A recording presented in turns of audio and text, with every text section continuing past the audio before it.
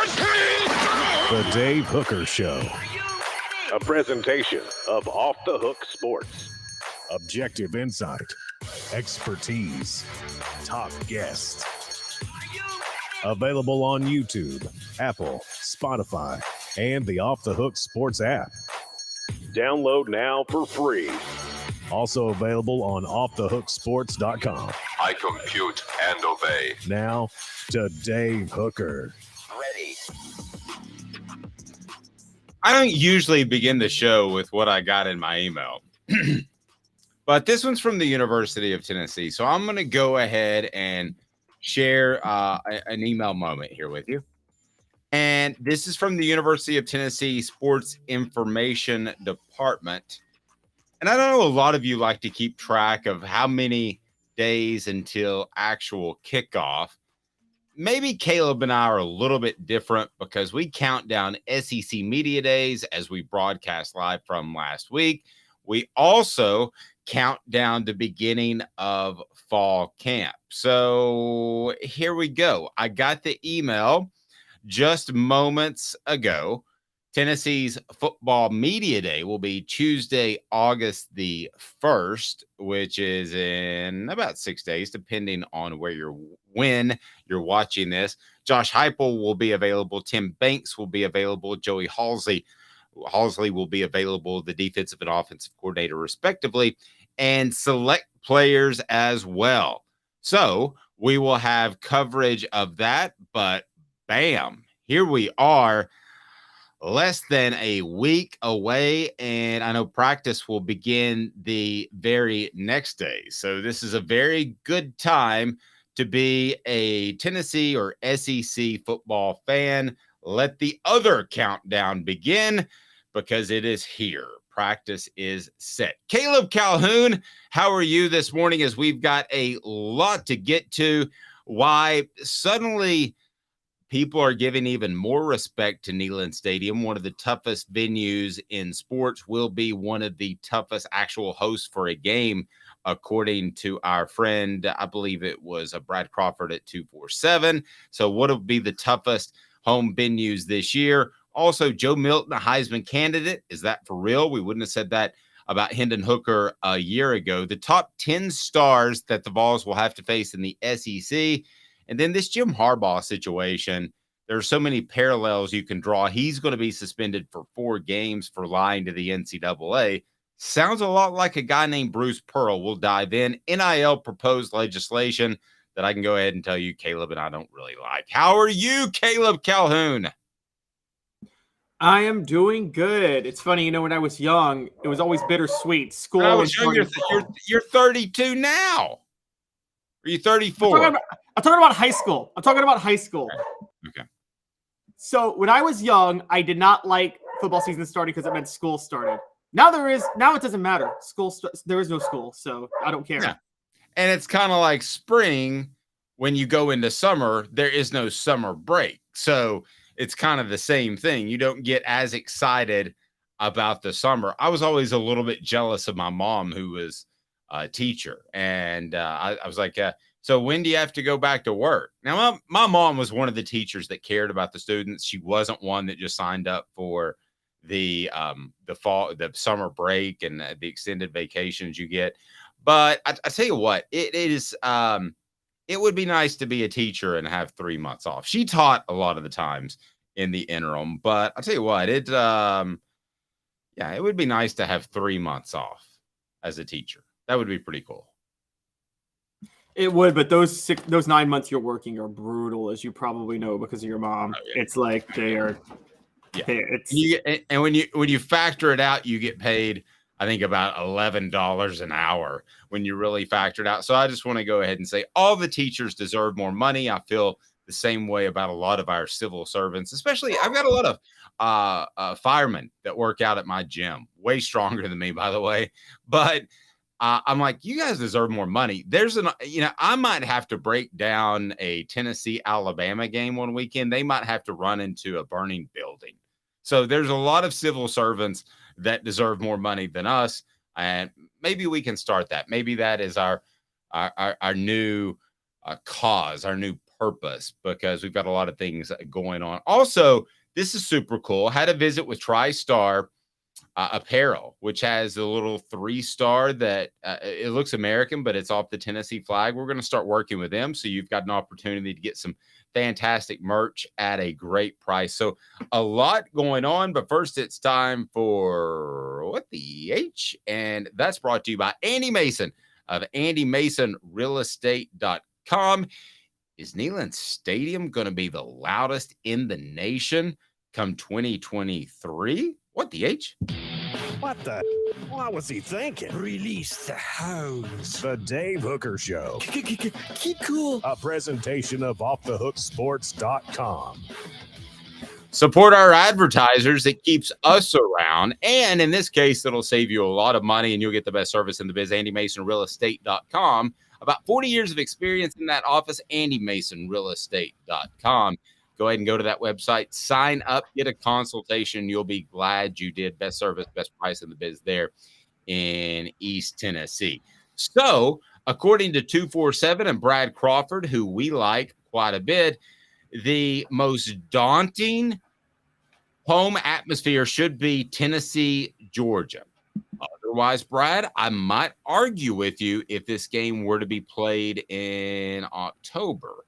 However, this game, Caleb, is a little bit different. So, raucous, you would think so. As long as Tennessee holds up their end of the deal, maybe have one loss heading into the game, but Georgia undefeated. That's kind of how you would predict it would play out.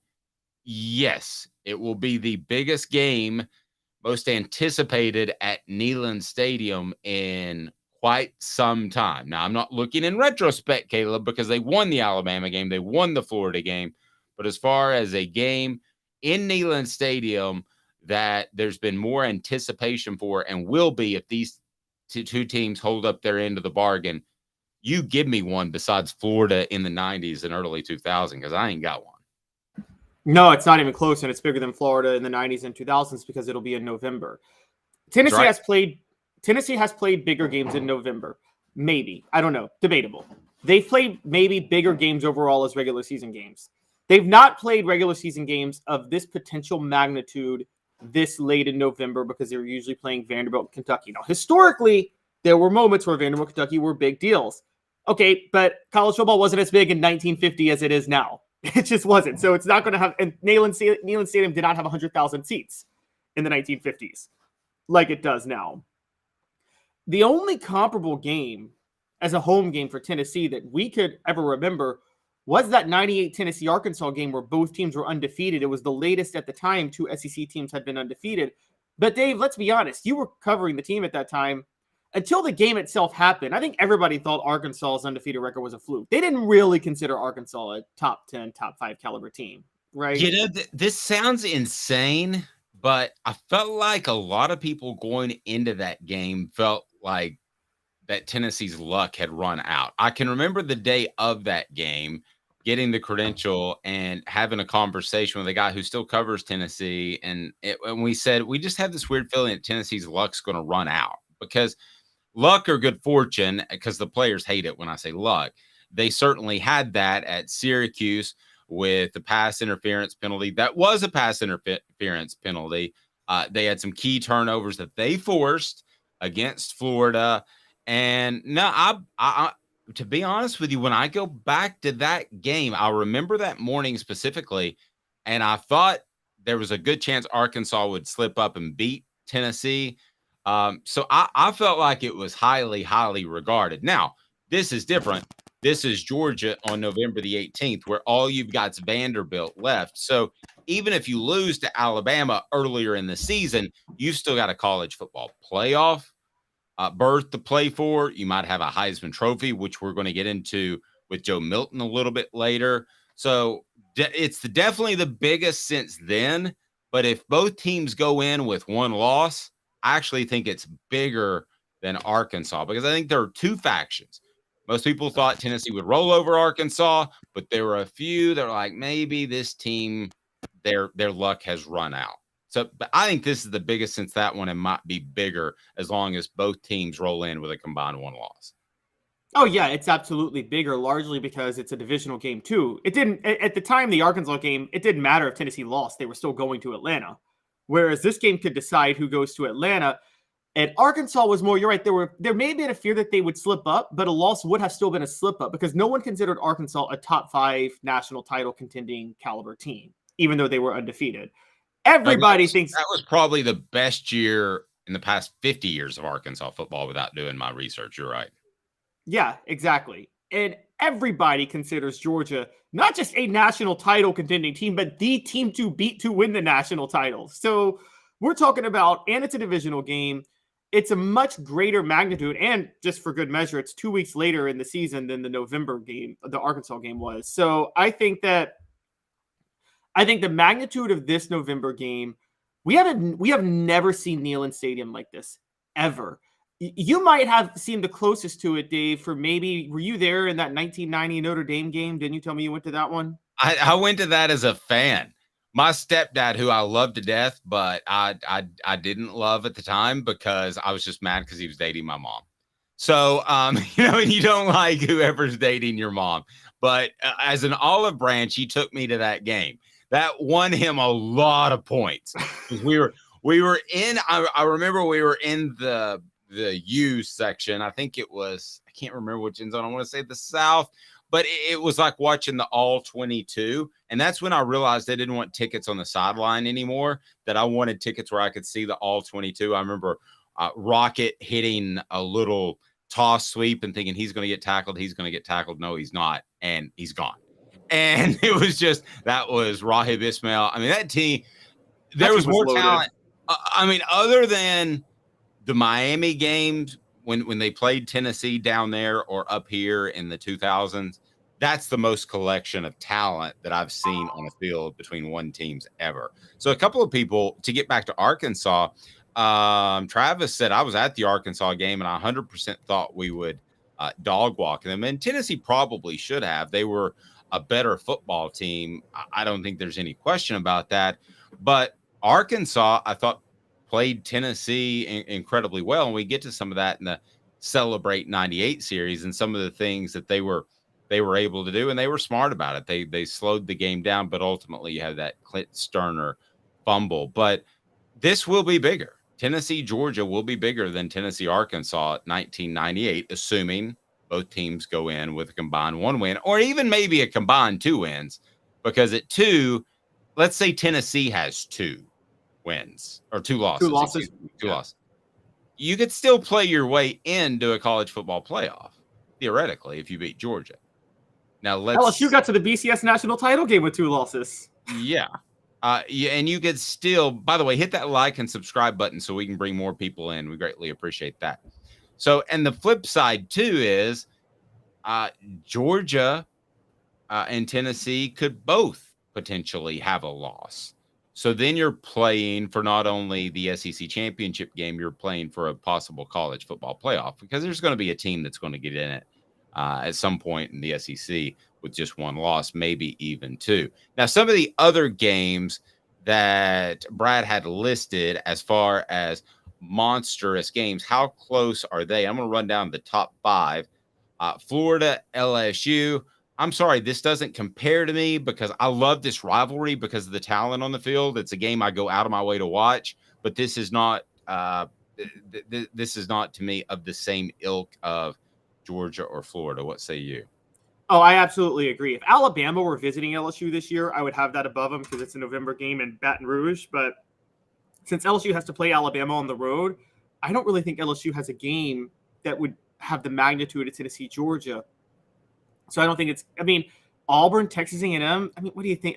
Dave, I don't think either of those. I think the bottom's going to fall out of Texas A&M, and I just don't think Auburn's going to be at a level where they can compete yet. So I just don't think it's going to have the same magnitude. Agreed. So Jordan Hare for Alabama, Auburn. That's always a big game. I don't think that's a great surprise. And then you have Ohio State, Michigan, which is number 4. So Michigan would be the toughest place to play in that. That's not top 25. Brad's totally wrong on that. The Big House is never one of the 100 loudest stadiums for a game in a year.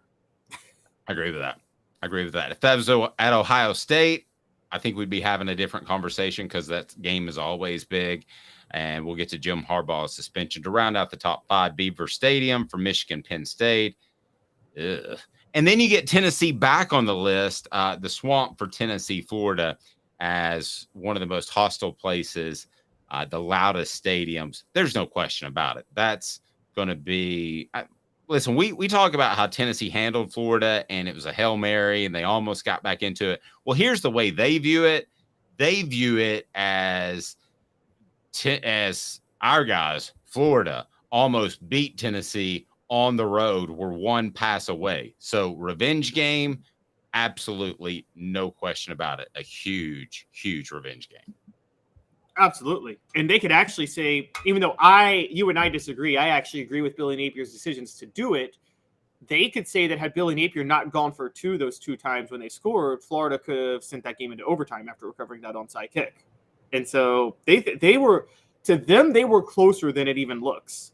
So, yeah, I think that they're definitely going to be rocking. And Florida really wants to prove that they've taken a next step. For Florida, it comes down to this, though. You know, they have those Florida's got a brutal early start to the schedule. What will their record be when they face Tennessee? I mean, that's the real question in this one. Yeah, and Mr. Jones had a point. AR is gone. Anthony Richardson is gone. And I don't think he was a great college quarterback by any stretch of the imagination, but you don't know him early in the season. How do you prepare for him? So I think that was challenging for Tennessee. I think they would have done a lot more of the muddle rushing, as I call it, to prevent him from getting outside. They talked about that early in the week, but really they didn't accomplish that goal. So I think Anthony Richardson last year, even though he wasn't a great college quarterback, Caleb, was incredibly tough to prepare for in September. Would you agree with that? Yeah, but here's the thing. I always feel like the schematic coach has the advantage over you, and you tell me, Dave. I feel like the schematic coach has the advantage over the coach with Jimmy's and Joe's early in the season. Am I right about that?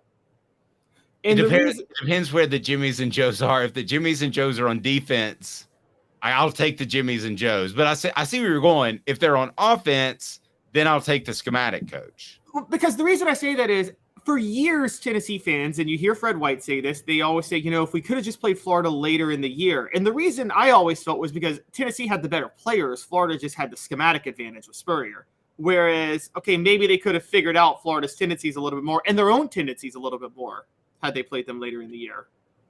You and I may differ, and please don't tell Fred this. But I don't think there were many years where Tennessee was actually more talented. As talented as what Tennessee was shooting for. The NFL tells a different story, though. Okay. Tennessee loaded the NFL way more than Florida during the 90s.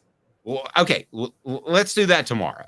How about that's on tomorrow? Because Joe Milton III, Esquire Jr., he is suddenly a dark horse Heisman candidate. So here we go. Nothing like winning the Heisman in July. Hey now. Let's go ahead and get to 4 downs. 4 downs is all about Joe Milton potentially winning the Heisman. Take me to Pro Football Focus, who I would say is my favorite because I think they do use scouts. I don't think they're right all the time. I think they've gotten a little bit bloated.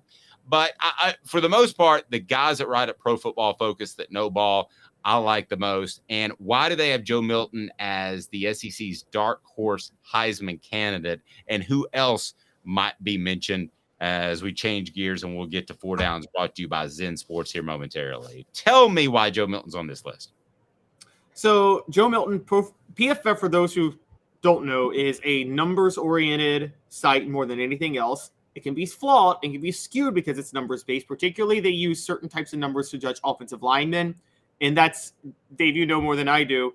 Offensive line, more than any other position, you need to use the eye test. You can't really use numbers with offensive line. But you can at quarterback, and they're just bringing up the fact that, look, he threw for 971 yards and 10 touchdowns last year, averaged an 11.8 yards per pass, led to a 86.1 PFF grade on 91 dropbacks, which is just an insanely good PFF number overall if you break all of that down.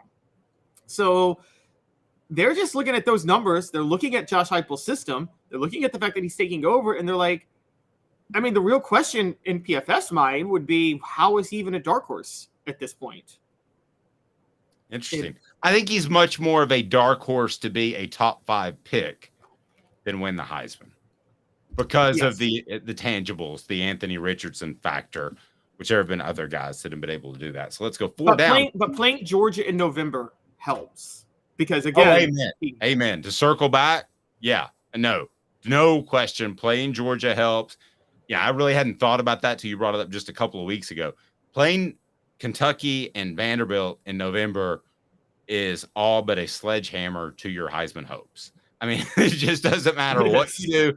You can go 23 of 26, throw for 330 yards, and they're like, it's Kentucky. Back in the day, not now. It's Vanderbilt. Still. And just for a quick stat on that before you go to 4 downs, Peyton Manning's best game statistically was against Kentucky in 97. Remember that 523 yards, 5 touchdowns? His Heisman stock fell that day. Yeah.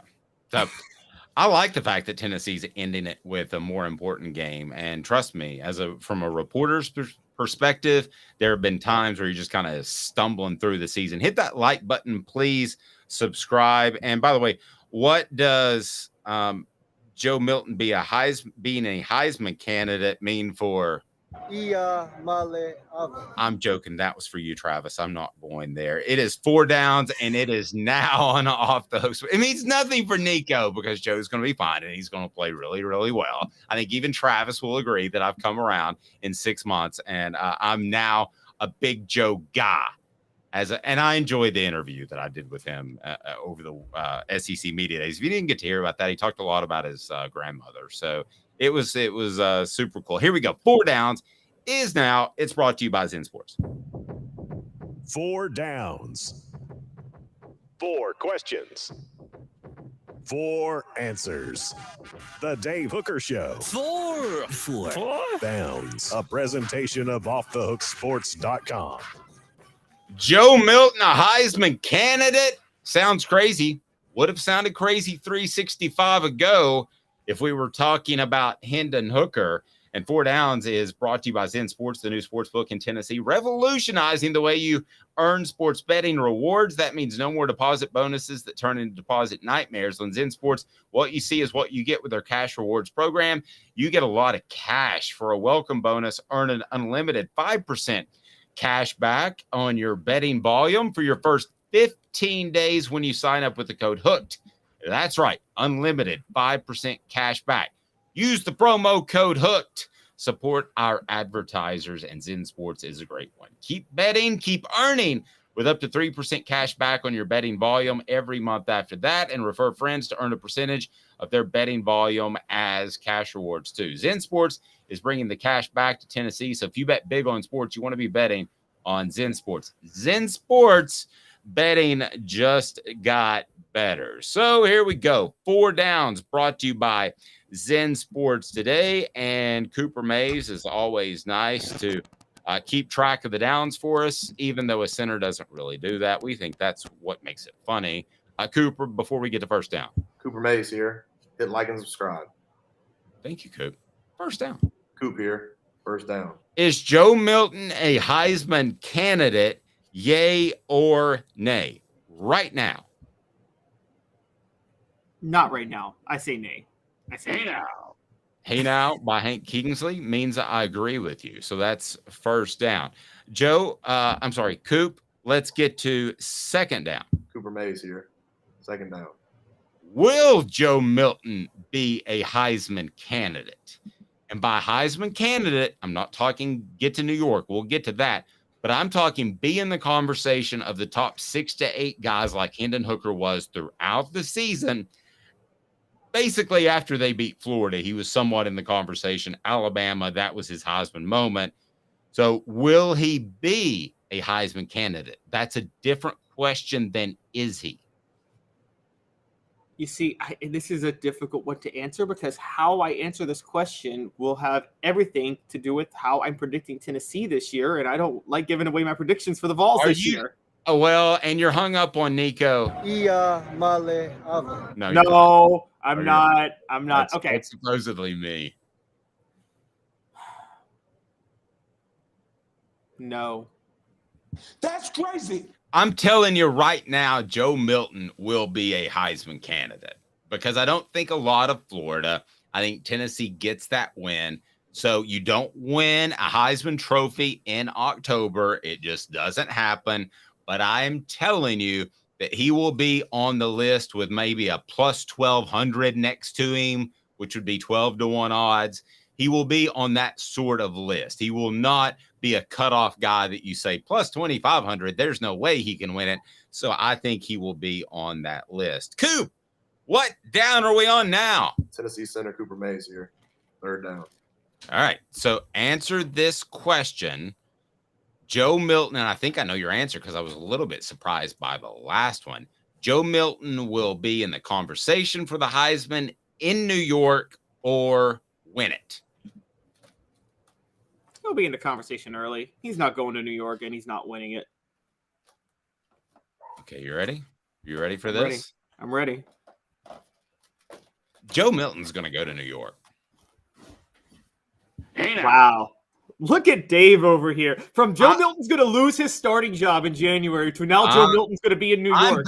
I base, you know me, and I tell you stuff off the record that I can't say publicly. Everything I've heard, everything is going incredibly well. Okay, so barring injury, I think this is a down year of quarterbacks in the SEC. Not that you have to take all SEC players to the Heisman ceremony, but I think he's going to have a better season than Spencer Rattler. I think KJ Jefferson will have an as effective season, but very different in terms of he's going to run the football a little bit more. And I think at some point that writers, whether they should or shouldn't, look at the SEC and they say, who's the best quarterback? I think Joe Milton might end up being the best quarterback. We'll see what Jaden Daniels does. That, to me, is the primary competition at LSU. So if you take that leap of faith, if he ends up being the best quarterback in the SEC, then he's probably going to New York, right? Yeah, I mean, you hate to agree with me on this one. Why do you hate to agree with me on this one? So are you saying, because I interviewed him last week, funny enough, and he's on our show from last Tuesday, if you guys want to check it out, or I think last Wednesday. But who did you interview last week? DJ Shockley at Georgia. Oh, okay, yeah, DJ Shockley. And so are you saying that Joe Milton could be DJ Shockley? And what I mean by that is, you remember, right, Dave, when DJ Shockley stepped in for David Green in 2005, he was better in 2005 than David Green was in any of his 4 years at Georgia. Like, by far. The question actually kind of became, how did Mark Richt start David Green over DJ Shockley? Honestly, the previous few years. Are you saying that could be Joe Milton and Hendon Hooker? Yes, and I'm saying that for a couple of different reasons. Now, Joe Milton has spent actually more time, if you think about it, preparing for the starting role than Hendon Hooker did. Because 2 years ago, Joe Milton was being prepared for the starting role. Injuries happen. Hooker played well. Last year, Hooker was being prepared for the starting role. That's one offseason. Joe Milton is being prepared for the starting role for the second offseason, despite what happened in 2021. So I think he's going to be better than advertised. And I think at the end of the year, I will have Joe Milton as my number one quarterback in the SEC. So I've got to look over at what people are saying on the message board for a second, because people might think I'm crazy. Mr. Jones says Joe is winning the Heisman, and Travis says Dave finally wearing orange glasses. Come on in, the water's fine. That's the thing you should like, Travis, is I don't wear orange glasses, but I really believe that will be the case. I think that Joe Milton will, if I had a bet $20 right now, I'm not betting my mortgage, Caleb, okay? But if I had to bet my $20, I would say Joe Milton ends up in New York. All right, now this one's interesting, and somebody's already led us into this conversation. What down is it, Coop? All SEC center Cooper Mays here. Fourth down. Thank you, Coop. Who else will get consideration from the Vols for the Heisman Trophy? Now, I am talking about those plus 2,500 guys that may not even make a list. But who at least, because Jalen Hyatt was mentioned, who else? What other player, if any, gets consideration for the Heisman Trophy? Light consideration. I'm not talking November consideration. Don't look at me like that, Caleb. By the way, hit like and subscribe on the YouTube channel. Turn your notifications on, whatever platform you may be on. If you're on YouTube, you can see Caleb looking at me like I'm a total idiot.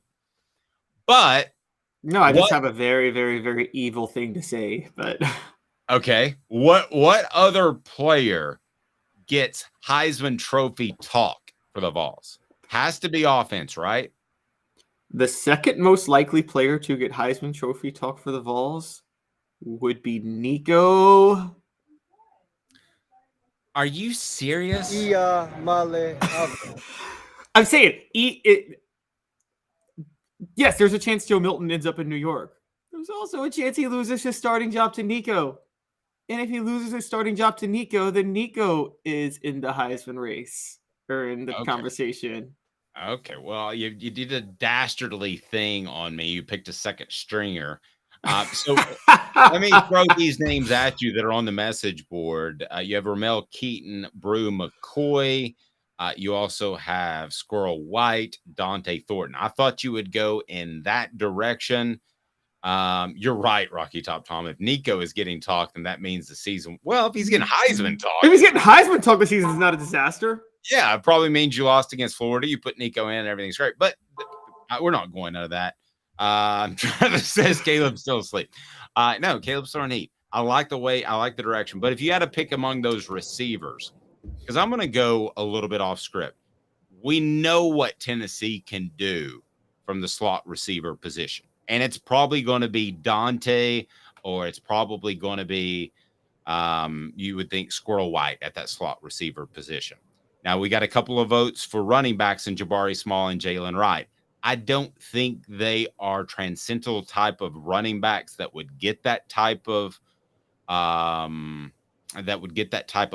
I also don't think that they are going to get enough carries per to be in that conversation. I think they want to split things up with Cam Selden as well. So out of the group of receivers, who would you pick? And I'm going to surprise you again. I think it's going to be Brew McCoy. And the reason I think it's... I thought I was going to surprise you again. No, here's why I think it's going to be Brew McCoy. Ramel Keaton is clearly starting on the other side at wideout, but we know that Ramel Keaton is the clear-cut second wideout. Brew McCoy is your go-to wideout. Agreed?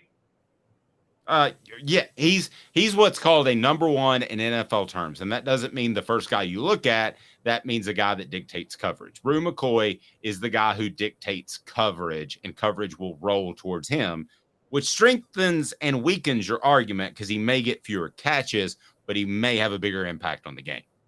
That's what scouts tell me. That's per scouts, not me. Here's my thing. I would say Squirrel White or Dante Thornton, but I actually am starting to think, this kind of just entered my mind, I think Heupel may go a little bit different this year and rotate in the slot between both of them because they're both so good and they both bring such a different dynamic. I think they're like last year, Jalen Hyatt was in the slot just regularly all year.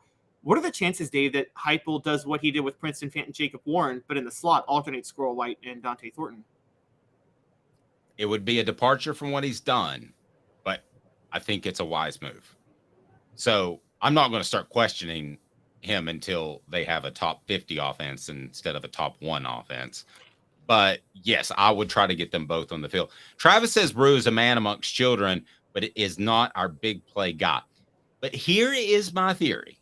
And yes, they could rotate between drives like they did with Princeton Fant and they did with Jacob Warren last year and I believe the year before. Here is my theory on Brew McCoy, Travis, and tell me if I'm crazy. Yes, he's a man among boys, not our big play guy, according to your post.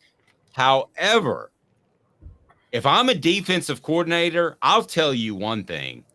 That slot receiver, whether his name's Jalen Hyatt, Squirrel White, Dante Thornton, is never beating me again. I don't care if I have to line a guy up directly on his nose and then I've got a safety over top. Beat me with the outside guy because I want to test Joe Milton and how he can throw outside because I believe he's going to be very good over the middle and I believe he's going to be very good with some intermediate short passes. So I'm actually going with Brew because I think that he will have a fantastic season because coordinators are going to say, you're not going to beat me with that slot cat again. I'm just not going down that road. Dave, so remember, though, that did last year was a reaction to what happened in 2021 when they got beat so many times on the outside by Hendon Hooker and Cedric Tillman torched them so much, they said, we're not going to let Cedric Tillman beat us on the outside. So they sold out to the outside, and that's why Jalen Hyatt was so dominant over the middle last year. Even though Cedric Tillman got hurt, everybody knew that Hendon Hooker could still make those throws with McCoy and Keaton. So you're saying it's going to go back to 2021 where they're going to test the outside and go back to covering the slots. Yes, and then you see what they do. And if the slot's open, if I'm a defensive coordinator, man, I'm not giving up 5 touchdowns to Jalen Hyatt. I'm sorry. I don't care what it takes. I mean, that's not going to happen. That's not the way I'm going to get beat. That would be my theory. So I think it opens stuff on the outside. But a great point by Travis, too. He is a man amongst boys. I actually think that based off people I've talked to, that he is the best NFL prospect on this team, regardless of position. That's not to say Joe Milton wouldn't be drafted higher if he's a great quarterback, or Nico. But right now, with the guys that are on this football team, regardless of position, I think he is the most NFL-ready quarterback, which means you probably have to lose him in a year. But I'm going with Brew McCoy. I know that's a bit outside the norm. It'll probably be a slot receiver, and we'll see. But I'm going with Brew McCoy at this point. And lastly, Jacob, what do people need to do? Because coming up, we've got some good stuff. The top 10 SEC stars that the Vols have to face in 2023. Who is the toughest? We'll discuss. Be sure and set your notifications on. But what else should people do, Jacob Warren? What's up, everybody? This is Jacob Warren asking you to like, subscribe, and share. Dave needs this. He does. Back in 2 minutes. Sun, sand, and salt water, the beach is a very relaxing place. Unless you wear contacts. Ow! Open your eyes to the best the beach has to offer with LASIK vision correction from Campbell Cunningham Laser Center. Ah. Hi, Mike Davis here with City Heating and Air, reminding you to always dare to compare. Our team provides quality local heating and air service, installation, and maintenance across East Tennessee. We use only the best equipment like American Standard heating and air conditioning for your residential, new construction, or commercial needs. Honesty, dependability, and customer satisfaction have been the cornerstones of our business since 1961. City Heat and Air. Dare to compare.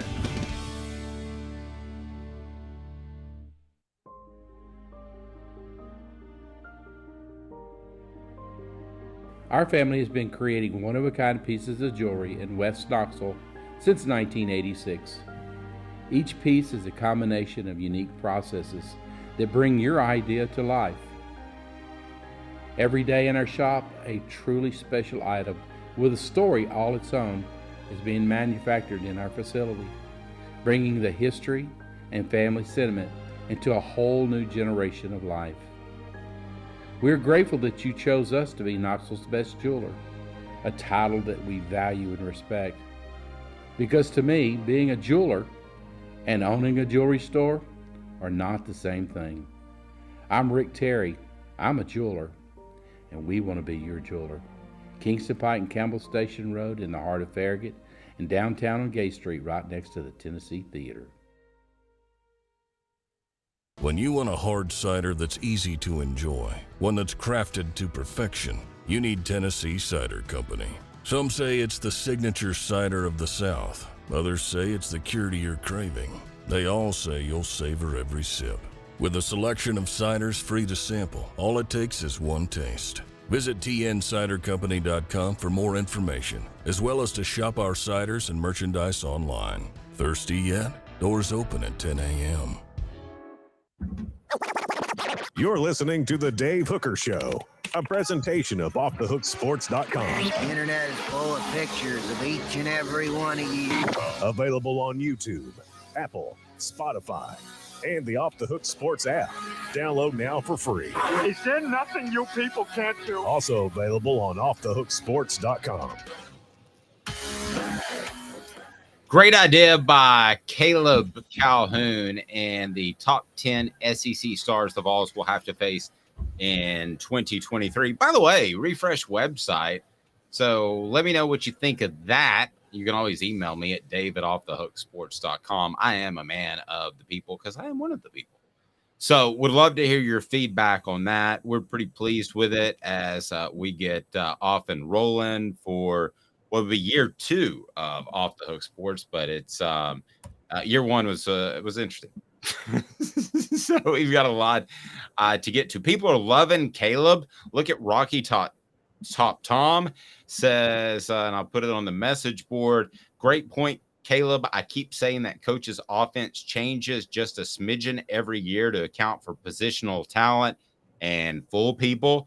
And let's be honest, I think we all love Dante Thornton and Squirrel White. Maybe me in particular. I'm a very fond of Squirrel, and based off what I've heard. But Brew McCoy, I believe, is a different level of athlete, and I think that's going to prove when you see that in the NFL. But we're discussing whether or not the slot receiver position will still be Tennessee's go-to. That's going to be fun to watch, and we will determine that, I'd say, fairly early in the season. But I think Josh Heupel is pretty darn good for being able to adjust on the fly. So the top 10 players that Tennessee will have to face in 2023. And this from list the SEC is specifically. In the SEC specifically. And this list is brought to you by Craft Treats. I'll tell you more about that momentarily. So if you were to look at this last year, you'd probably have Stetson Bennett up high. Despite all the knocking, he ended up playing really well in his final year. And I think he answered a lot of questions even before last season. You would have Bryce Young. You would have maybe Will Levis at the time. You may even have Spencer Rattler. It was a very strong quarterback class as far as guys that were going to take the field. Caleb, that is not the case this year. When I look at your list, without giving anything away, the top 5 are defensive. 3 are defensive players, and 1 is a tight end. Before we get into those, as far as the top SEC stars that Tennessee will face in the upcoming 2023 season, how different does this list look in just a year? Don't forget to hit the like and subscribe button. It helps us bring more people into the channel. But this list, I gotta look for the acronym QB. That's not easy to find. Yeah, it was really, really hard for me to compile this list because last year was a lot easier when I was doing it. You're right. It was Bryce Young, Stetson Bennett. I believe, I think I might have had Malik Neighbors. No, I can't even remember, but I was at another place when I was doing that then. And it was a lot easier for me to compile that list. This list was so difficult. And full disclosure, I try to spread it out when it gets a little tight for tiebreakers because I don't want everybody on the list to be a Georgia or Alabama guy. You know what I mean? It's like and that gets a little bit, that makes it tricky. So I went a little communist and spread the wealth a little bit to other teams. But you can't go a little communist. When you go communist, you're all in. Okay, how about socialist? Okay, yeah, very, very socialist list, but I thought appropriate. I mean, again, you could name 3 Georgia players on their defensive front if you wanted to, and so let's think Georgia's whole offensive line is the top 5 if I wanted to. There you go. So what player concerns you the most? I don't want to say scares you the most. Go ahead and fill it in on the message board. And Mr. Jones said stepson Bennett, which reminds me of the redheaded stepchild, which I've become aware that I'm not anymore. If you go up and ask somebody my hair color, they say blonde. Caleb, we discussed this on SEC Media Days. So tell me on the message board, is my hair red or blonde, which means white? And let me get your thoughts on that. But in particular, what player concerns you the most? What SEC player concerns you the most on Tennessee's schedule? So let's start from the top and work our way down. Aeneas Smith, running back, Texas A&M. Ooh, doesn't jump off the page, but you're right. Yeah, he was hurt last year, and people forget this, but he had over 500 total yards. He had over 500 yards rushing his first 2 years. He had over 800 yards from scrimmage in 2020, and he was a punt return specialist, averaging over 11 yards a punt return, running one back for a touchdown 2 years ago. If he's fully healthy, I mean, he could be like their Alvin Kamara. So just watch out. All right, linebacker, Missouri, Tyron in the hopper. Should have been a first-team All-SEC guy. 13.5 tackles for a loss. There's questions about Missouri's defense and their team as a whole, but he is not one of those questions. And he has better hair than Eli Drinkwitz. Princely Milan. I did my best. Florida, defensive lineman. You say he should have been preseason first-team All-SEC. Yeah, I think the best all-around defensive lineman in the SEC. I mean, he's about 260, but he can line up in the middle if necessary sometimes, and he can play on the end in a 3-4. And I mean, we're talking 9.5 tackles for loss, 2 forced fumbles, 4.5 sacks. And honestly, Dave, you know this, when you're playing up front, 39 tackles is a lot of tackles. That's right, making a lot of plays. No doubt. All right. And I love my guy, Caleb, because he goes an offensive lineman from Alabama, and he respects the offensive line play, which a lot of people his age and that Gen Y or whatever he does, whatever he is, they don't respect that. But J.C. Latham is every bit as important to Alabama as Darnell Wright was last year. I mean, he is a guy who's going to be able to open up holes at right tackle. He's going to be able to, you would think, be able to negate some great pass rushers. So J.C. Latham, kudos to you for picking an offensive lineman at number 7 before we get to our first quarterback. Yeah, and J.C. Latham was at SEC Media Days last week, and that speaks a lot about Nick. That always says something when a coach brings an offensive lineman to SEC Media Days. That gives you a hint of what they really think of them. Yeah, and I was talking to a scout last year, not to get sidetracked about Darnell Wright, and I was thinking, yeah, Darnell Wright would have been good at this thing last year, but they did bring Trey Flowers, and I thought they should have. That was their defensive player, and then they brought Hooker, and they brought Cedric Tillman. But I thought, man, Darnell Wright would have been good at this. But I was talking to the scout. The scout said, Dave, we had nothing on this guy. We did not think that he was going to be even close to a great player. So I wonder if Tennessee's coaches kind of thought the same thing. It would have been 3 offensive players. It's just me thinking aloud. Then you get to a quarterback, Devin Leary at Kentucky. You right. Probably the only good quarterback Tennessee football will face this year. Well, that seems to say a lot, but I tend to agree with you because the quarterback class in the SEC is just down. It's awful. And Tennessee doesn't have to play LSU or Arkansas. And those are the two best quarterbacks. No, the other thing about this, who's shared all SEC with Joe Milton? Will Rogers, KJ Jefferson, Jaden Daniels.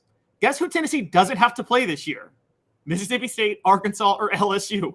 So, I mean, they just completely avoid all the good quarterbacks in the SEC. And Devin Leary, look, homeboy threw for 3,500 yards, 35 touchdowns, and just 5 interceptions a couple of years ago. And I know that's in the ACC, but quite honestly, that's still pretty darn impressive. We were talking about him before we were talking about Drake May. And now, by the way, Liam Cohen is back at Kentucky. I keep saying this. That's the most schools that got new offensive coordinators at Tennessee this year, in the SEC this year, made bad hires. Kentucky made a good one. Liam Cohen's a dangerous OC. Yeah, you. I like how you say Devin Leary, your homeboy, because a lot of people don't know that Caleb and Devin are distant cousins. All right, let's get into the top 5. We have Antoine Wells, Jr., wide receiver at South Carolina. James Dumas Johnson, I don't want to pronounce it the other way, linebacker, Georgia. And then I'm going to tell you who I would have in the top 3. You have Kool-Aid McKinstry, the defensive back, Alabama, Brock Bowers, tight end, Georgia, and then Kamari Lassiter, defensive back out of Georgia.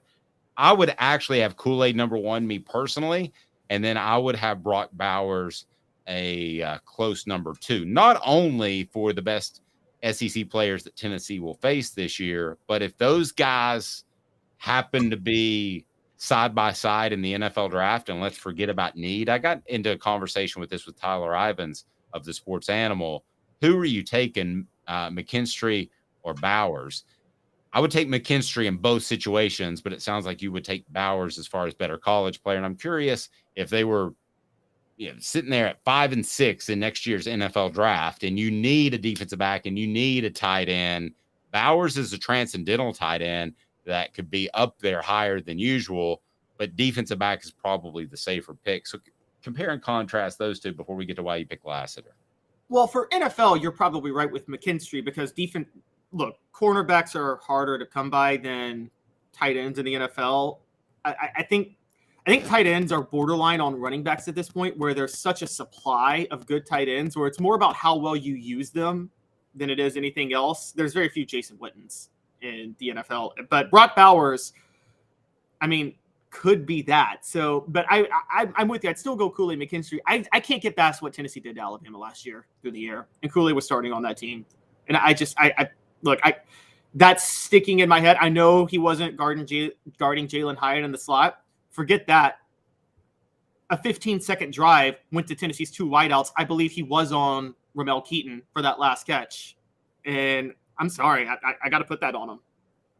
All right, so that leads us to today's tough question, and it's brought to you by Craft Treats. Now that we've had the opportunity to go over it, today's tough question is quite simply, who's the toughest opponent that Tennessee will face? Today's tough question.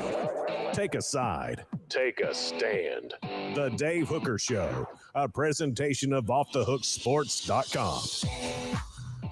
Brought to you by Craft Treats. They have the chill pills that have the CBD derivatives in it that will help with your pet's digestive issues, will help with your pet's arthritis issues or anxiety issues. Go to crafttreats.com and use the simple promo code Off the Hook to get 20% off. Off the Hook to get 20% off. I love your list. It's gotten clicked on like a gajillion times, so that's good. But it's Spencer Rattler. It's none of your 10 guys, Caleb. It's Spencer Rattler. I addressed that. I know you did. Share with the listeners who like to consume information and content via audio and video as opposed to reading. We're all different.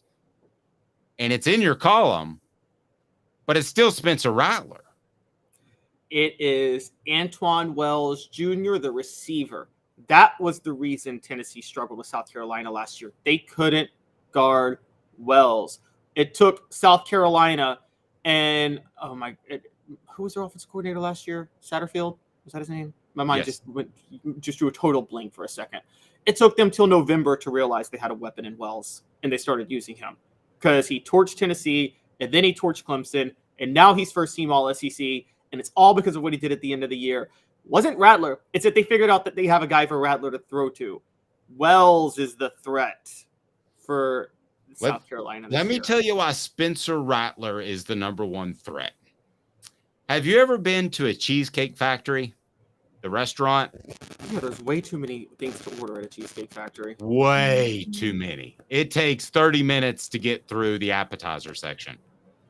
They tried to do too many things with Spencer Rattler this year. I've already been told by a really good source in South Carolina, they're going to dumb this thing down. It's going to be a lot easier. They now know what he does well. Now, if I'm South Carolina fan, I'm looking at Shane Beamer and I'm saying, why didn't you figure that out earlier in the season? I think it's an indictment of his coaching. I was also told by a really good source in South Carolina that he would love the Oklahoma job. Just saying. Okay, but let's start, and that's no joke. But let's start with how they mishandled Spencer Rattler and how they handled him towards the end. And they handled him a lot better. They did things that were a lot more simple. So instead of going to the Cheesecake Factory where the menu is way too big, they're going to go to what I like to drop into every once in a while, the taco carts. So we have frequently in my area, we have tornado issues. So the taco carts will show up to feed the workers who come in from all over the country to rebuild homes and take down trees and that sort of thing. So there is a taco cart that is on the way from the gym to my house that I can stop in and I can get 3 tacos for like $8. Well, there's not a lot of choices in those tacos. There's chicken, beef, and shrimp. Bingo. That's what they're going to do with Spencer Rattler. he is going to ride the taco cart to success, or he's going to fail miserably again because he's got the Cheesecake Factory menu in front of him. And I think he'll have the taco cart menu. That's why he's number one. Hit like and subscribe. There's a gigantic flaw in your argument. You just can't get analysis like that. We're talking food. We're talking lunch. Click like and subscribe. I'll give you your chance, but I'm 100% right. But here you go, Caleb. What is your take on that? Taco cart rattler. South Carolina's. Travis, give me a little bit of credit. That is a pretty good analogy. He had the Cheesecake Factory initially, and it was too much for the entire offense to handle. They're going to dumb it down. That's what they did against Tennessee and Clemson. Or it's like because Jaru and I went there last week during SEC Media Days. It's like Raising Cane's. You can only order chicken, basically. But I see your point. All right, here's the flaw. They brought in Dowell Gaines as offensive coordinator. And guess what? I have the unique distinction of being a Titans fan and having been tortured by his stupidity. This is a guy that chose not to bring in Peyton Manning in 2012 because he felt Jake Locker could pick up complexities as quickly as Peyton Manning could. And then he opened up the offense for Jake Locker when he had Chris Johnson as his running back instead of simplifying it. And Jake Locker was a disaster. And that's what's going to happen with South Carolina this year because Dowell Gaines thinks everybody can handle the most complex. It's going to be like how Randy Sanders thought Eric Ainge could just handle everything Peyton Manning could in 2005 and threw the entire playbook at him. That's what last year was to Spencer Rattler to me. I think it's going to be different this year. And if I'm wrong, if they throw everything at him, then everything I said is moot. You are probably right. You are probably right about Rattler. But they did not hire the offensive coordinator who would do that. They hired an offensive coordinator who is dumb as a box of rocks and thinks everybody around him can handle anything. And so, I mean, it's dumb as a box of rocks and go kick rocks are two of my favorite sayings.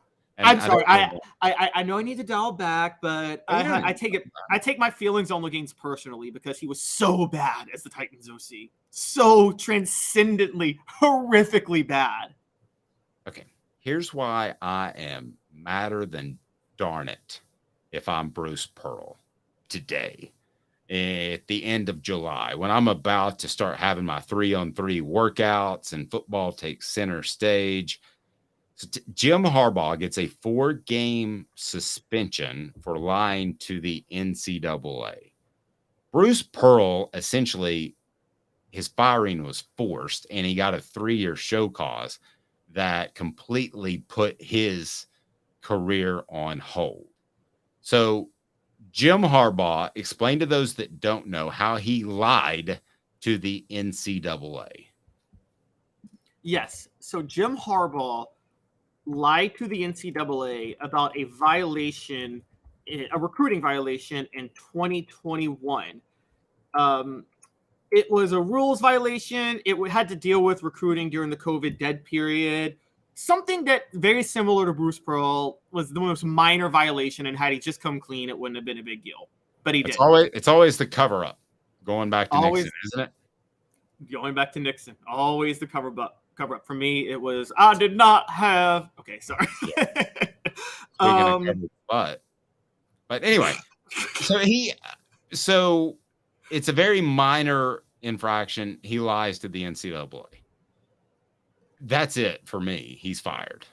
Okay. If I'm Michigan, you lie to the NCAA, that's your governing body, or you lie to me, you're fired. Same thing with players. If you lie to me, you're pretty much gone. Is there a rare exception where you could be like an incredible player and it's a gray area? Yeah. But for the most part, you lie to me, you're gone. That's always been my stance on that. So I have no problem with Bruce Pearl as much as I love him, and I had a great relationship with him, and I wanted him to stay at UT.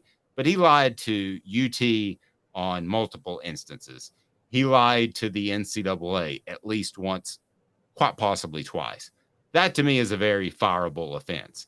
So to get a 4-game suspension is nothing close to putting your career on hold for basically 4 years.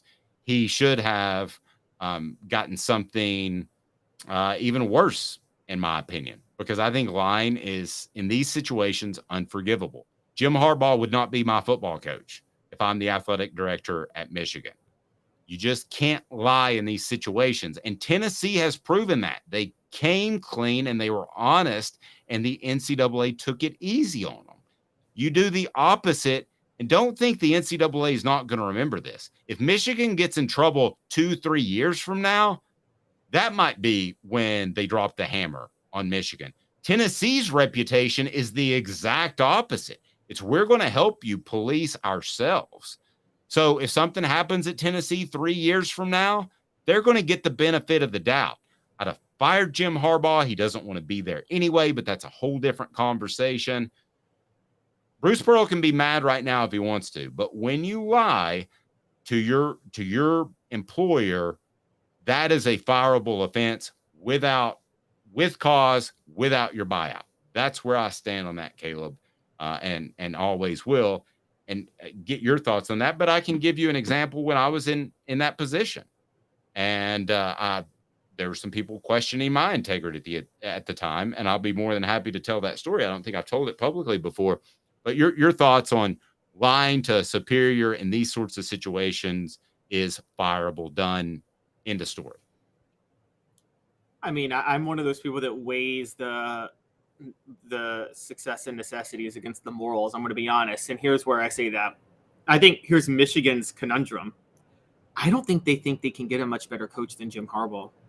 And the reason I agree with that. And I agree he's a top 10 coach in the nation. Exactly. So let's think about when these things have happened. One, yes, Tennessee fired Bruce Pearl. A lot of people think Mike Hamilton should have stuck with him for the whole time, even through the show calls. But what people don't understand is he tried. Remember they had that press conference where he was going to be suspended for 6 games, and then the NCAA said, hey, I'm going to make a phone call to Mike. Yeah, exactly. And also remember, Tennessee was under – here was the real thing. Football's the engine that drives the train. Tennessee was under an NCAA investigation for football violations at that same moment. You can't thumb your nose at the NCAA to save your basketball program when your football program is on thin ice. That you just can't do that. But and then another similar situation that happened around that same time. Let's give a comparison. Remember Jim Tressel lying to Ohio State about the covering up the players? Can't lie. But I'm going to tell you this right now. I'm going to tell you why Ohio State fired Jim Tressel and Michigan didn't fire Jim Harbaugh. Dave, you and I both know Ohio State had a secret deal with Urban Meyer to hire him a year later, and Luke Fickell was undercut that whole entire season he was coaching Ohio State. He had absolutely no support because he knew that he was going to be the same way Bill Battle knew he was going to be pushed out midway through 1976. Luke Fickell knew that he was going to be pushed out no matter what happened because they wanted Urban Meyer, and Urban Meyer was undercutting him at every single turn. And that's why they were willing to fire Jim Tressel, because Urban Meyer was on the open market. Michigan doesn't have an Urban Meyer on the open market right now. Let me share this story with you. I know a lot of people don't like journalists and don't like media, that they think intrinsically that they are maybe disingenuous or maybe even untruthful.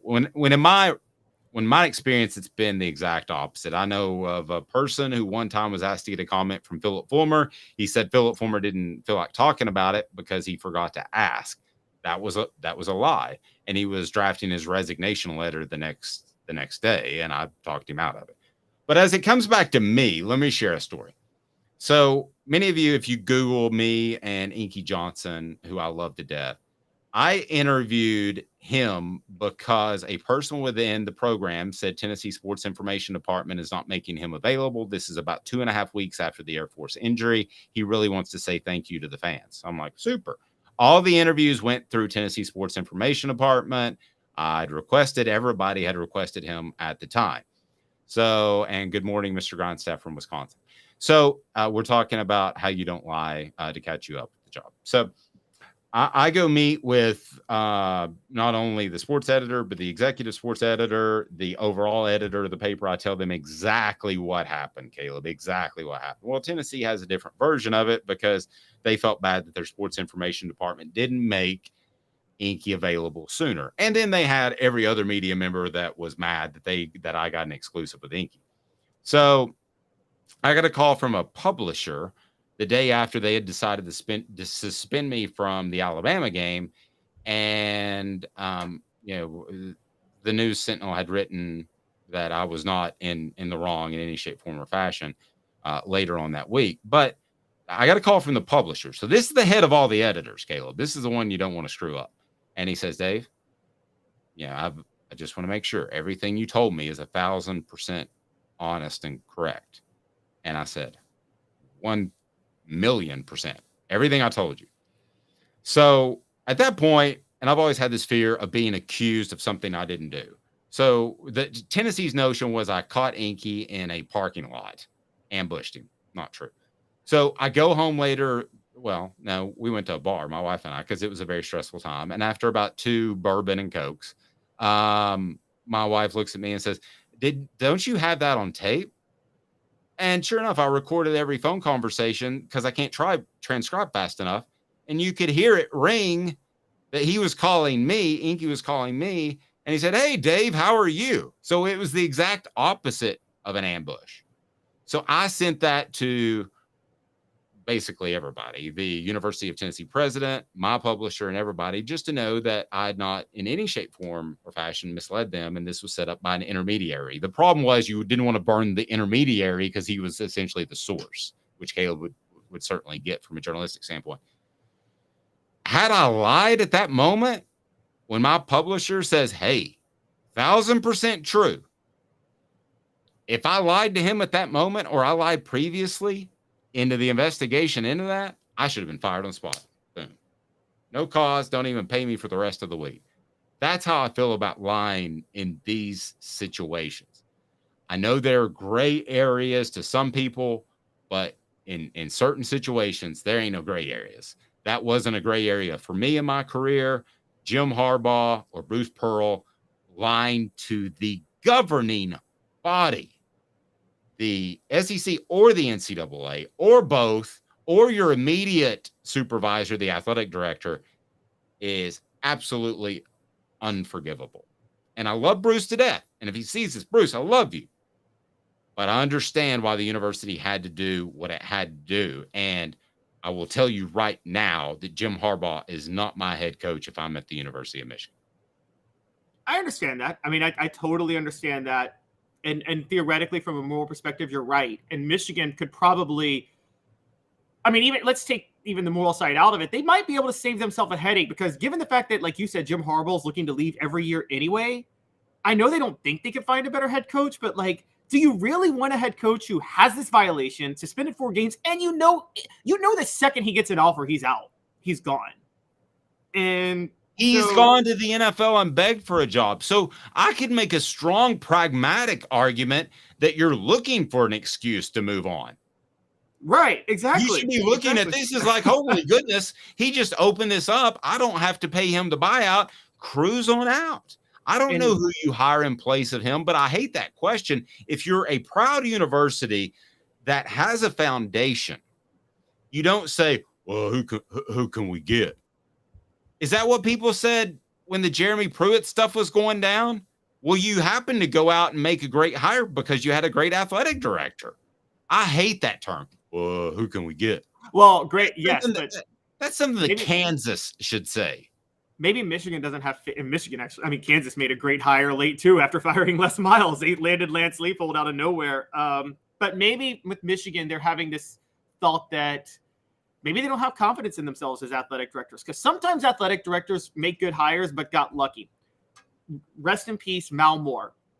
That was the luckiest hire in the world. Nick Saban just happened to be available, and the boosters gave him all the money in the world to go get Nick Saban. Remember, he wanted Rich Rodriguez first, and he also wanted Greg Schiano first, and he couldn't get either of them. And then I think he was. I always wondered about that. Did he really want them, or did he did make overtures? Did he make overtures because he didn't think he could get Nick Saban? That's something I'd like to, the boosters basically told Mal Moore, come back with Nick Saban or don't come back. that's basically what they. Right. I do believe that happened at the end, but did he really make a run? I think he did make a run at Rodriguez. I'm not sure that he made a real run at Schiano. You're probably right. Maybe Shiano was a negotiating tactic. Rodriguez used Alabama to negotiate a better deal with West Virginia and then bolted West Virginia for Michigan 2 years later, ironically, since we're talking about Michigan. But sometimes you hit, there's not, I think Danny White is one of the few athletic directors where there's actually some genius in his hiring. There's not a lot of genius in hiring Nick Saban if he's on the market or Urban Meyer. There's not, the same way with Jerry West is considered a great GM in the NBA, there's not a lot of genius in signing Shaq. There's genius in drafting Kobe. There's no genius in signing Shaq. He wants to go to LA. You open up the checkbook for Shaq in his prime. Yeah, pretty good. Why the new NIL rules could certainly affect Tennessee, and I believe they will. But on the flip side, why this whole NIL thing isn't going to get resolved anytime soon, and the Vols are going to benefit greatly off that. I'm going to tell you why right after this. 2 minutes. Caleb Calhoun, I'm Dave Hooker. Family has been creating jewelry since 1986, each piece unique with a story all its own. I'm Rick Terry with Rick Terry Jewelry Designs. I'm a jeweler, and I want to be your jeweler. We're grateful that you chose us to be Knoxville's best jeweler. My family and staff look forward to serving you. So please come see us. Kingston Pike and Campbell Station Road in the heart of Farragut and downtown on Gay Street, right next to the Tennessee Theater. Hi, Mike Davis here with City Heating and Air, reminding you to always dare to compare. Our team provides quality local heating and air service, installation, and maintenance across East Tennessee. We use only the best equipment like American Standard heating and air conditioning for your residential, new construction, or commercial needs. Honesty, dependability, and customer satisfaction have been the cornerstones of our business since 1961. City Heat and Air. Dare to compare. With all that sun, sand, and salt water, the beach is a very relaxing place. Unless you wear contacts. Ow! Open your eyes to the best the beach has to offer with LASIK vision correction from Campbell Cunningham Laser Center. Do you want to own the more that owns every job? Then get to Vassey Lawn and Garden in Cleveland and get you a Toro. I'm David Vassey, here to talk to you about Toro. With a Toro Zero Turn, you'll get more out of every minute and you'll reach the finish line faster. At Vassey's, we like to say, no matter if you're mowing 3 acres a week or 11 lawns a day, homeowners and business owners alike find confidence in equipment they can trust from top to bottom. Vassey Lawn and Garden, Highway 60 North in Cleveland. Man alive, it's worth the drive. These mountains hold and defend a spirit far better than moonshine. A drink that holds flavor that becomes necessity. A hard cider made and relished by folk who are as hearty as they are legend. A refreshment that can only be found in one place. With a taste that makes you say, give me 3 bottles of the good stuff. Tennessee Cider Company, where necessity can be found. Objective coverage. Hey, that's new. If we get caught, we're going to jail. The Dave Hooker Show, a presentation of Off the Hook Sports. YouTube, Apple, Spotify, and the free Off the Hook Sports app. I'm going to need to see some identification. Back to Dave Hooker. All right, Caleb, talk to me, Goose. You said in our 345 production meeting that you thought that the new NIL proposed legislation is not great. Oh, I don't think it's just not great. Well, we purposefully didn't do it during the meeting. So we wanted to do it in the parking lot. We didn't want to do it in the parking lot, as John Pennington used to always say before we would do a show, The Sports Source on WATE. But the NIL proposed legislation is out.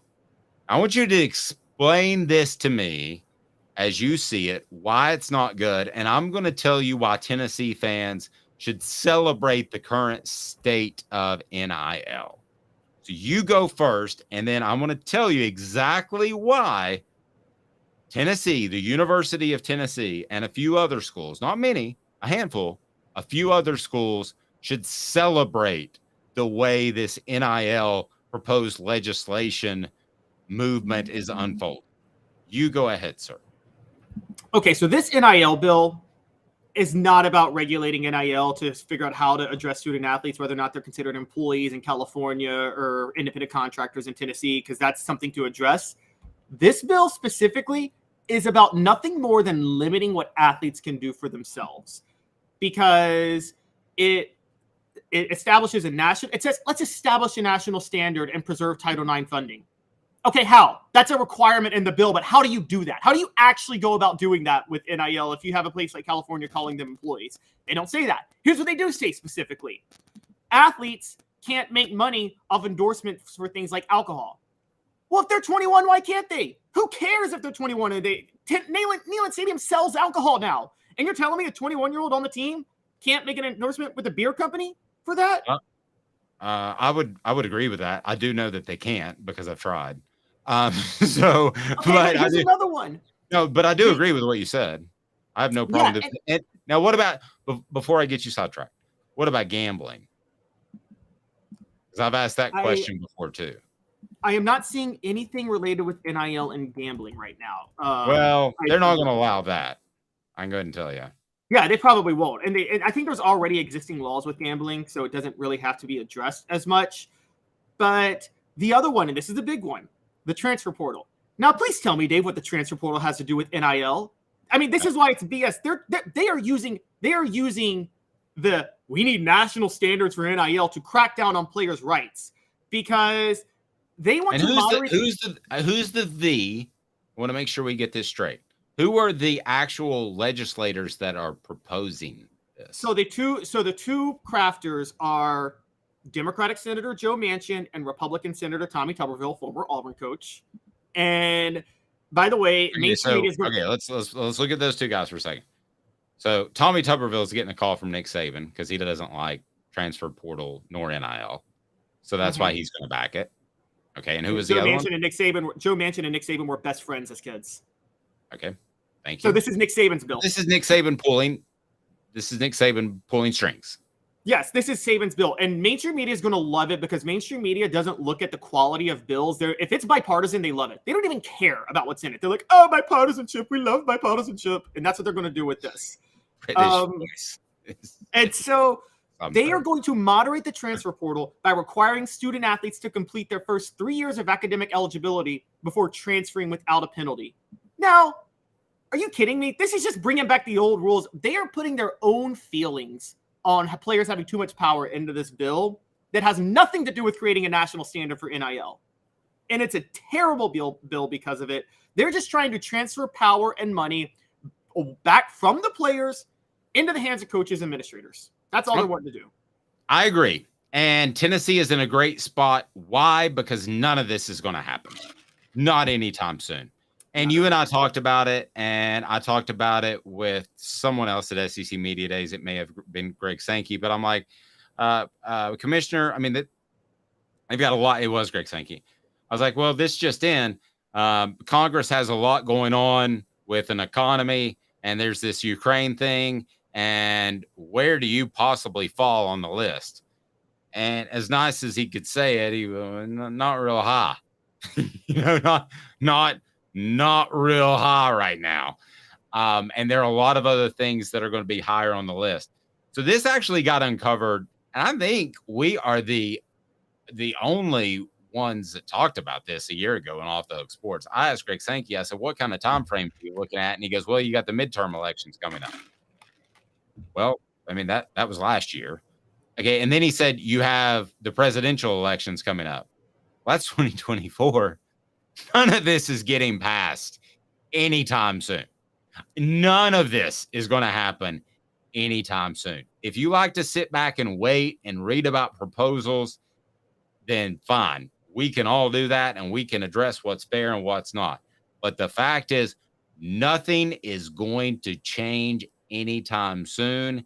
And as long as it doesn't, then Tennessee's in the catbird seat.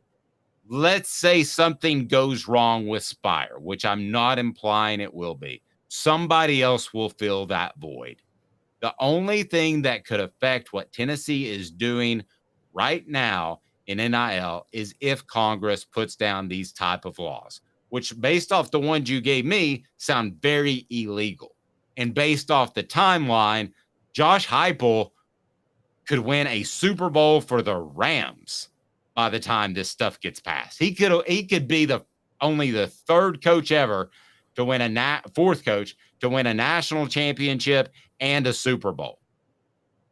I mean, this is not going to happen within 3, 4, or possibly even 5 years. So if I'm Tennessee, I'm like, yay. Like the Joker. Sometimes you just want to sit back and watch the world burn. You love anarchy. You love chaos. Hope this stuff just goes on for the rest of the 2020s, because right now you're in front of the game and the game is being reworked. But right now you're in front of it. So let it be reworked. You're not facing any possible penalties because you're not breaking any laws unless they do something incredibly stupid, which I don't think Josh Heupel and the Spire Group would do. Keep rolling, brother.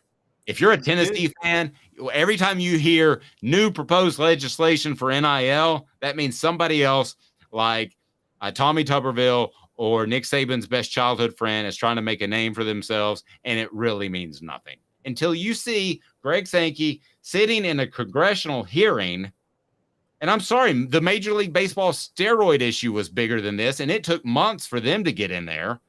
Until you see Greg Sankey and other commissioners in a congressional hearing, this ain't going anywhere. Anywhere.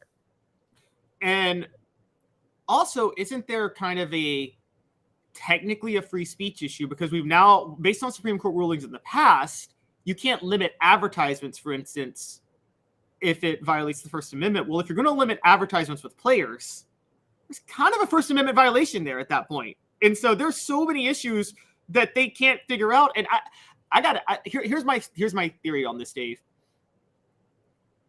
I'm a follow the money type of guy. I believe a lot of boosters are billionaires. They are the people that fund Congress. Let's be honest. Congress is run by the billionaire class who funds these politicians. They make all the rules and they use the politicians as a vessel to do it. I think a lot of billionaires want to support their program, but they don't want to get into an arms race with other programs. And Tennessee is out ahead of the arms race. You're right. Tennessee's billionaires, they will throw any money they can to win a game on Saturday. They don't care. And I can guarantee you that if Alabama loses Nick Saban, if he retires, Alabama doesn't want to get in the NIL race. They don't really have to right now. They can pay their players once they show up and promise them that, hey, you're tripping over nickels to get millions, which is John Calipari saying, and that means they'll get you best prepared for the NFL. So that's still a stronger argument than short-term cash for anybody that has any sense. So you're still going to get some money at Alabama, but you're probably not going to be in a Nico situation where you get family generational changing money unless you've proven yourself, which I think most people would agree is a better way to go. But can you legislate that? H-E to the double L, no. Well, and that's the thing. These boosters want this legislation to save themselves from themselves. The same way, this in the NFL, the only reason a hard cap exists is to protect the owners from themselves. They want to make sure that they're not stuck making a stupid decision. The same thing with this NIL. The boosters want to be protected from themselves because they don't want to have to get into an arms race with Spire Sports or whatever the one is in Miami. And I say, if you don't want to get into an arms race, tough break. Get into an arms race or watch your program fall behind. That's the way I look at it. You know what I'm going to do? I'm going to text, since we're done here, I'm going to text Heath Schuler and get him to join us. And not only was he a great quarterback, he was a senator that in my, well, I guess he was a congressman, right? So he was a congressman that, in my opinion, cared about the truth more than being aligned with a side. So I bet he could give us some really good insight. So I'm going to text him. So expect Heath Schuler on the show before terribly long. I don't want to tease him before he's booked, but he's pretty good about getting back. And I love doing broadcasting with Heath. So we'll just bump Caleb that day. I'm joking. Caleb and I will talk to Heath, and Caleb knows more about politics. So we'll provide you a little bit of insight and when any legislation about the NIL may be passed. Have a fantastic day, everyone, whether it be morning, afternoon, middle of the night, whenever you're watching. He's Caleb Calhoun. I'm Dave Hooker with you each and every morning. Don't forget to hit that like and subscribe button because 10 a.m. weekdays, we've got some exciting stuff about some game day coverage that might be coming up. He's Caleb Calhoun. I'm Dave Hooker. This has been a presentation